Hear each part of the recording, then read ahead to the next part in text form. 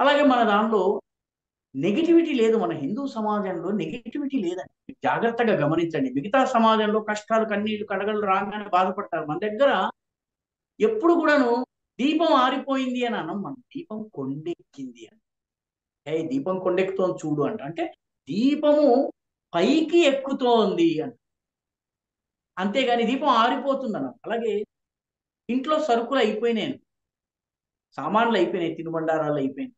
మనము వాడే పదం ఏంటంటే సరుకులు నిండుకున్నాయి. నిండుకోవడం అంటే పూర్తిగా నిండా ఉండడం.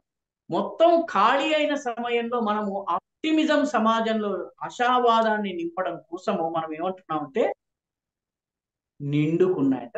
అయిపోయాయి అంటలే మనం, చూడండి, నిండుకున్నాయి. అలాగే కొడిగట్టింది అంటాం కానీ కొండెక్కింది అని.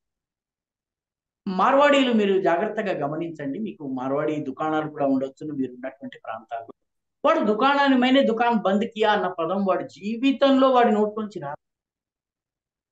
నేను దుకాణాన్ని మూసేశాను, తాళం వేసేసాను అని అన్నాడు. అతను ఏమంటాడంటే మైనే దుకాన్ కో బఢాయా.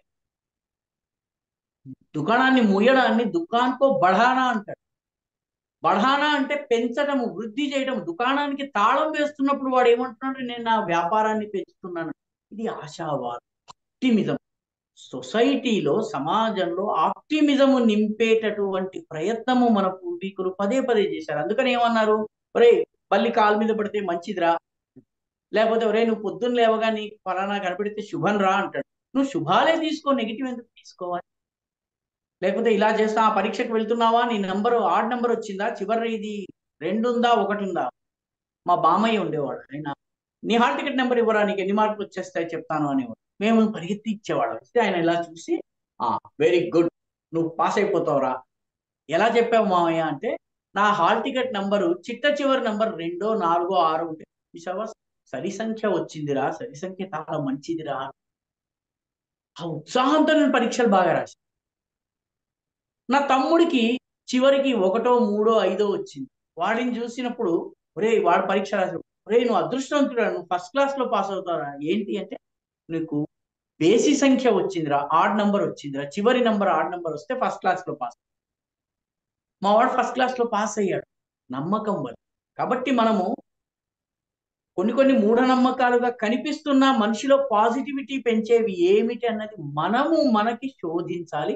దీనికి చిన్న చిన్న పుస్తకాలు మనకు అందుబాటులో ఉన్నాయండి. ఆ సెల్ఫ్ హెల్ప్ కి సంబంధించి రజనీష్ రాసినటువంటి పుస్తకాలు ఉన్నాయి. ఆ యోగి రజనీష్ అనగానే మనకి సెక్స్ మాత్రమే గుర్తుకొస్తున్నది మన దురదృష్టము. ఆయన చాలా గొప్ప విషయాలు రాశారండి. ఆ యోగ వాసిష్టం ఇటువంటి వాటిని ఆయన చాలా తర్కించి రాశారు. ఆయన పుస్తకాలు చదవచ్చును. ఆచార్య రజనీష్ చదవచ్చును. అదేవిధంగా మనము ఇందాక చెప్పుకున్నట్టు కంచి పరమాచార్య వారు రాసినటువంటి పుస్తకాలు ఉన్నాయి. ఆచారాలు శాస్త్రీయత అని పాటిల్ నారాయణ రెడ్డి గారు ఒక పుస్తకం రాశారు. చాలా విస్తృతంగా ఆయన రాశారు. అది మనము చదవచ్చును. సో ఈ ఆచారాలు శాస్త్రీయత, ఈ పుస్తకాన్ని మనం కొనుక్కుని చదవచ్చును. అటు నుంచి వస్తుంటే తెప్పించుకుని మనము నిత్యము కొంత కొంత కొంత కొంత చదువుతూ ఉంటే మనకి చాలా విషయాలు మనకి అవగతం అవుతాయి. మనకి అవగతం equipped and capacity build mother and father can change their children, and through their children they can change their society. Thank you sir, thank you so much sir. చాలా డౌట్స్ క్లియర్ చేశారు సార్.